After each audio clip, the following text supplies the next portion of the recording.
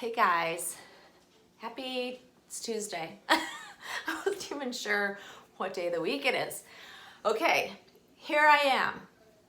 I'm not sporting any makeup. I am trying something new because this will make sense in a minute. But here I am, puffy-eyed, it's in the morning, and not looking my best. And the reason why I wanted to come on and actually make this video with you guys as I am is that it's going to pertain to the topic of discussion, avoiding that regretful sale. And the reason why I want to talk about this is that I see it left and right in our community. I see that there are a lot of chargebacks happening. I see a lot of angry people going back and forth, the buyer and the seller. And as part of trying to share kind of my experience, I want to share with you how I avoid a regretful sale. Because trust me, I have had many over the years. I've had many. And how that pertains to me coming on without makeup, looking a bit disheveled, is it's based on OCD. I am an obsessive compulsive person. I have a very hard time accepting things that I notice that seem out of place, and I nitpick everything to death. It's part of having OCD. It gets worse as I get older, and I struggle with it. I have a very hard time actually being on camera. It's why I'm kind of forcing myself to do that more so lately, is because I'm trying to overcome that. I'm trying to learn not to pick myself apart, but it's very difficult. It's very hard for me to see myself on camera because I see nothing but the flaws. I see the inconsistencies, the fact that my complexion isn't great, or my eyebrows don't look perfect, or just something doesn't look just so. And that's a problem. It's a struggle that I have that actually it has affected how I collect my dolls. And that's why I'm sharing this with you, right? So how it ties into is that I'm going to share with you how I've gone about trying to avoid those regretful sales. And I guess I've utilized having this obsessive compulsive disorder to how it actually helps. And even if you're not OCD, I'm going to share with you tips of how really scrutinizing something can do nothing but help you, navigate what you should be buying and what you shouldn't be as your taste changes, as you evolve in the hobby, and just as you learn your likes and dislikes. It's really important. I've talked about this a million times. Knowing what you like or figuring out what you like and don't like in a doll is super important. It's part of the journey. For some of us, we figure that out very quickly. For others, it takes many years and a lot of different dolls to kind of narrow that down. And maybe there's not just one specific kind of doll you're attracted to. So, it just depends on what style collector you are. So for me, the reason why I want to share this is that, like I said, when you aren't scrutinizing a doll like right from the giddy up, in pictures, in video, asking for more information, you're not doing your due diligence as the buyer, okay?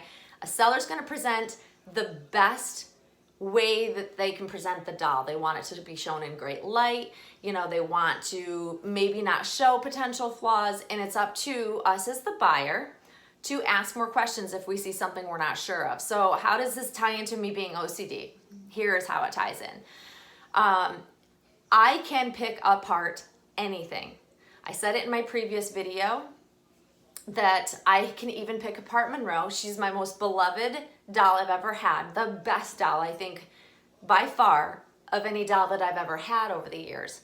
And I can still find things that bother me about her. And that's a blessing, it's a curse. And so here's how I apply that kind of mentality to a potential purchase. So I know myself, I've done this for a lot of years, but I started doing this very early on. I noticed dolls would come in and I would just be like, not at all what I expected, and the dolls would leave. And many of my viewers at the time could not wrap their heads around how I could let such a beautiful doll go. The key is that it's not about what you see in video, because not everything is able to be seen in video. It's also could be the fact that the doll's out of proportion. It could be any number of things that catches my eye, but once I focus on it, I obsess over it, and then I no longer can bond with the doll. And that happened with a ton of dolls. Probably every doll in some way had something about it that bothered me early on. So then as quick as they'd come in, I'd be sending them right out the door because I didn't bond with them. But how does this pertain to chargebacks? Because now, you know, as I see people buying perfectly fine dolls, there's nothing wrong with them. You have to know the difference. You have to do your due diligence as a buyer, because if you're not, and then trying to do a chargeback or send the doll back because it's flawed in some way or find something wrong with it, that's where it becomes a problem. So by scrutinizing ahead of time, when you think you see a doll that you really think you want to buy, it sings to you, scrutinize the heck out of that doll. And what do I mean by that? Blow the pictures up so they're ginormous. Best invention ever is being able to blow up a picture. You know, look for all the things that potentially might stand out to you that may bother you when the doll comes home. You know, certain things about the facial features will stand out, like ears that are wonky looking, can't deal with them. You know, perfect eyebrows. That's something I focus on. Anything on the face looking out of sorts, I notice that it'll kind of just keep bothering me because you can't hide those things. If it's on a leg or an arm or, you know, something like that, you can kind of hide some of that, right? So it depends on what it is. And you don't, like I said, you don't have to be OCD to really scrutinize and potentially find things that may bother you about a doll. Because if they bother you instantly when you see it in a picture or in video, trust me, it will bother you so much more when the doll gets home. It's just nature of what it is, because pictures don't show everything. They also don't highlight everything in a way. So if it's something small, it seems much bigger when it's in person to me. And so therefore, I pick everything apart. It's just nature of what I do. And, you know, I can see beauty in all dolls. I can enjoy other people's dolls. But I also know quickly if a doll would be for me or not, just based on looking the doll over.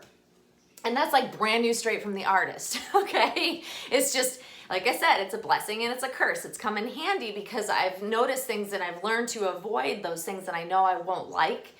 So I stopped buying dolls that weren't for me. And it took me a long period of time, I would say multiple years, to understand that what was happening is I wasn't scrutinizing things closely enough. So then when I got them, I noticed them and it would eat at me and it would eat at me. And instead of, you know, catching it sooner, I would have to sell the doll on and I'd lose money. I'd always take a loss, you know. And that's what I want you guys to avoid. So when you see a doll you want, scrutinize the heck out of it. That's doing your due diligence, asking all of those questions ahead of time, because if you ask them ahead of time and you start noticing something, it prevents you from making a sale that you will regret. And that happens time and time again because someone buys a doll that looks perfect in pictures and they say it looks perfect in pictures. They get the doll home. It's not what they had hoped or not what they expected 100%.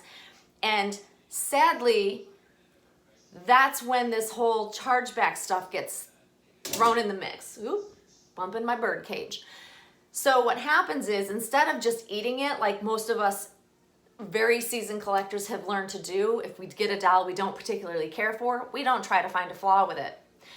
But that's what I'm seeing a lot of newer collectors. They think that, you know, if they just don't like it, then they should be able to return it like it's just coming from a store. And that's just not how this hobby is. It's not, you're not buying it off of a shelf. So you have to do your due diligence and you really have to be honest with yourself as the buyer. Did I ask enough questions? What is it about the doll? Is there really something wrong with the doll? Because if there's not, there's no cause for you to send the doll back just because it's not your cup of tea when you get it home, right?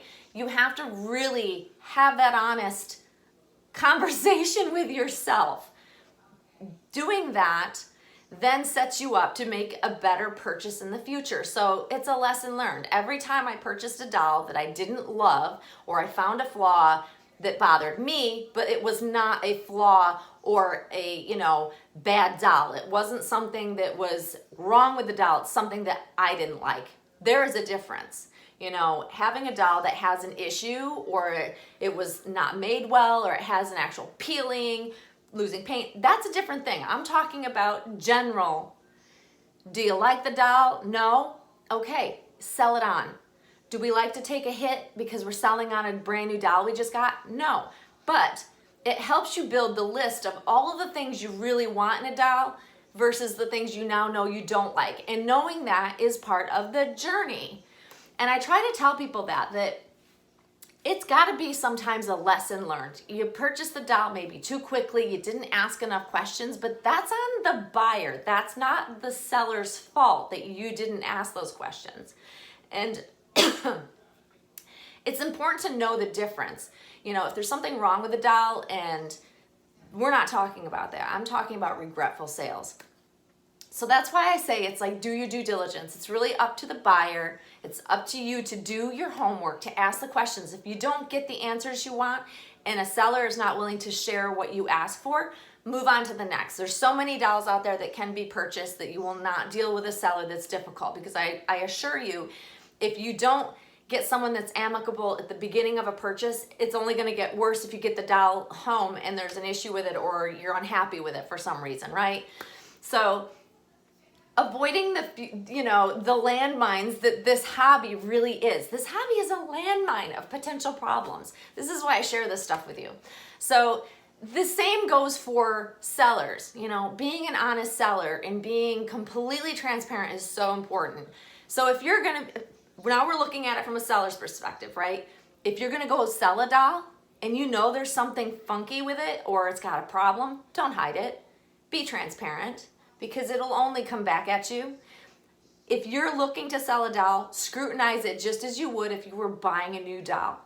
Because if you think of any potential issue and you share it with the potential buyer, it's gonna lead to a much happier sale. You're not gonna do anything but cause yourself problems if you try to hide something going on with the doll. Especially with silicone as a medium, we have to be really careful to disclose anything that we think could be viewed as a flaw.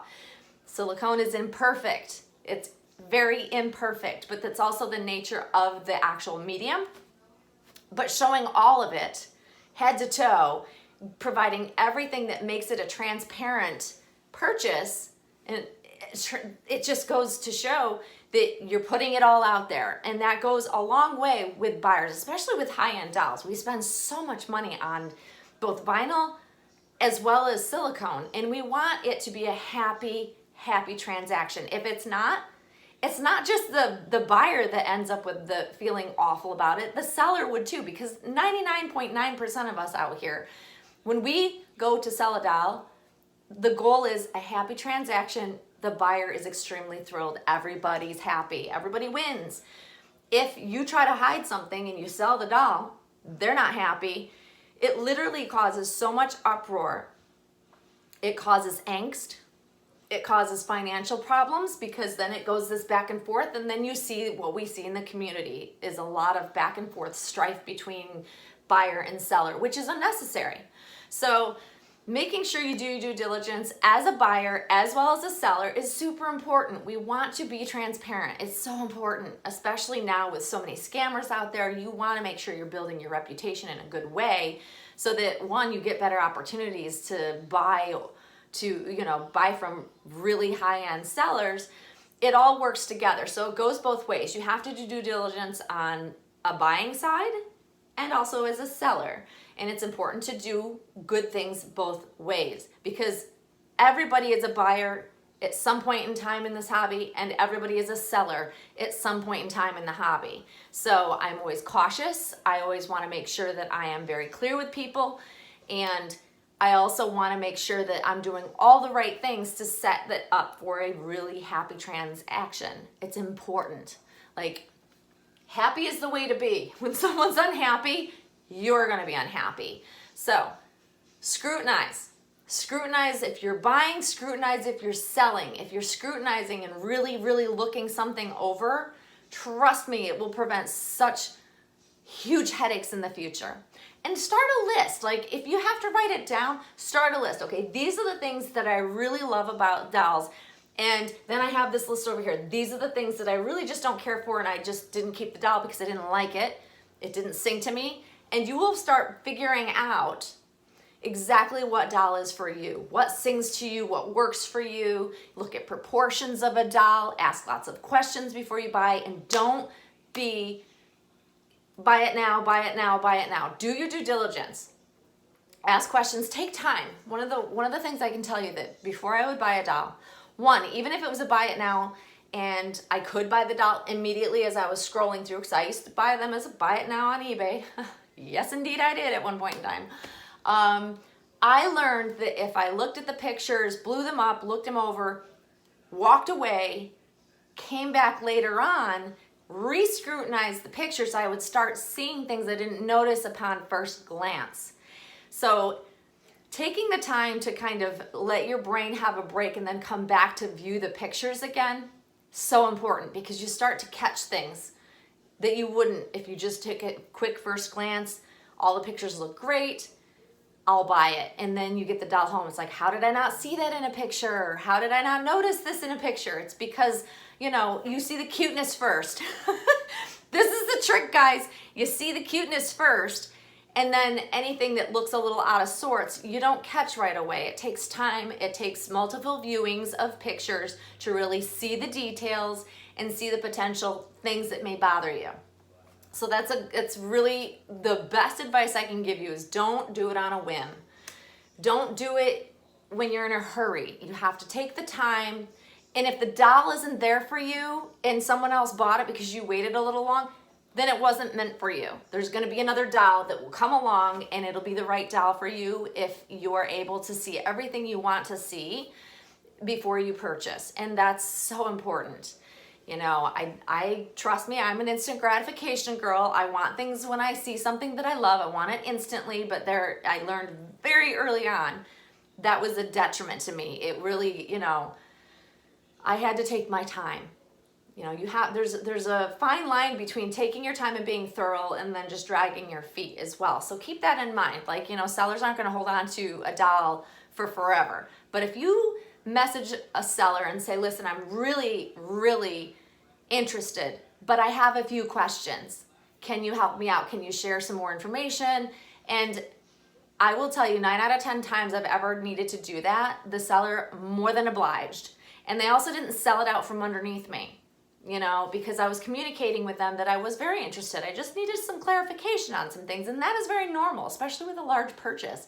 Any doll you're buying at this point in time that's a reborn, that's a silicone, that's expensive. It's a lot of money. It's a lot of money that you're potentially spending on something you want to know the most about. You want to make sure you're clear on things, and that's okay. But keep in mind, communication is key. If you communicate things, and this is like one of the biggest things, if I can't get a seller to respond to me when I'm thinking of buying the doll, they're not going to respond if you have an issue. So also keep that in mind. Good communication is key for me. I will not buy from somebody if they are not willing to communicate or answer my emails, even if it's right down to a basic, simple question. You know, I don't hound people. I've never been that way. But I believe that by responding in a quick manner, if someone's interested, that speaks volumes. If someone ignores you and takes days to respond, nope, not for me. I'm not going to deal with that. And same, remember that when you're selling. If you're getting questions and you're waiting days to respond, it's not good communication. It does not feel good on the buyer's end. You have to be aware of that. So I always try to remind myself, what is it like when I'm looking to buy? So if I'm selling, I want to be conscious of that so that I can give good customer service. And, you know, happy customers are everything, guys. So just remember those things. Remember to scrutinize. As bad as it is to be OCD, it comes in handy at times. I've even had my friends have me take a look at things and give my opinion on what I see. I sometimes feel really bad about that, but if they ask, I'm happy to oblige because I'm that picky. It's awful. It's a struggle for me.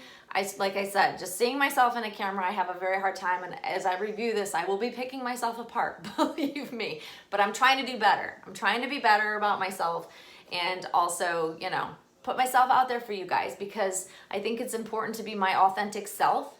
And, you know, you guys are my friends. you know, I'm gonna put myself out there. I'm gonna do my best to just be authentically me. And I'll continue to do that on my channel. But hopefully this information has been helpful. Hopefully it may shed some light on what you can do to try to prevent that regretful sale. And yeah, hopefully you guys enjoyed the chat. So I hope you're having a great day, guys. It's already August and, you know, the weather's already changing, so I'm very sad about that. But anyways, have a great work week if you're working, and you will see me very soon, guys. Thanks for watching. Bye-bye.